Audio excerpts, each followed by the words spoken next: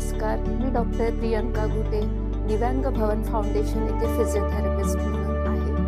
RPWD act 2016 नुसार जे 21 प्रकारच्या डिसॅबिलिटीज आहेत त्यापैकीच एक म्हणजे मल्टिपल स्क्लेरोसिस.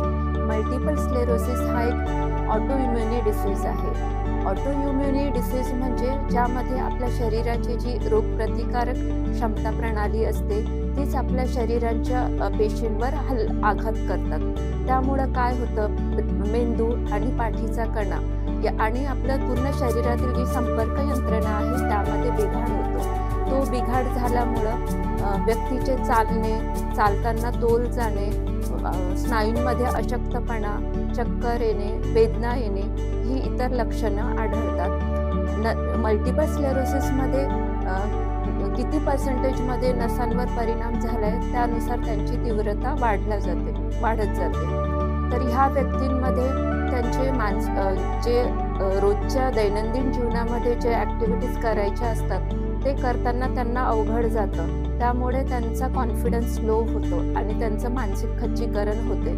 त्यामुळे सर्वात आधी त्यांचे क्लिनिकल सायकोलॉजिस्टद्वारा समुपदेशन केले जाते. त्यानंतर त्यांचा जो शारीरिक विकनेस येतो त्यामध्ये फिजिओथेरपिस्ट महत्त्वाची भूमिका निभावतात. त्यांचा जो अशक्तपणा आलेला असतो तर फिजिओथेरपीमध्ये 2 प्रकारच्या थेरपीज असतात. एक इलेक्ट्रोथेरपी, फंक्शनल इलेक्ट्रिकल स्टिम्युलेशनद्वारे आपण त्यांचा जो मसल विकनेस आलेला असतो तर ती ताकद भरून निघण्यास मदत होते.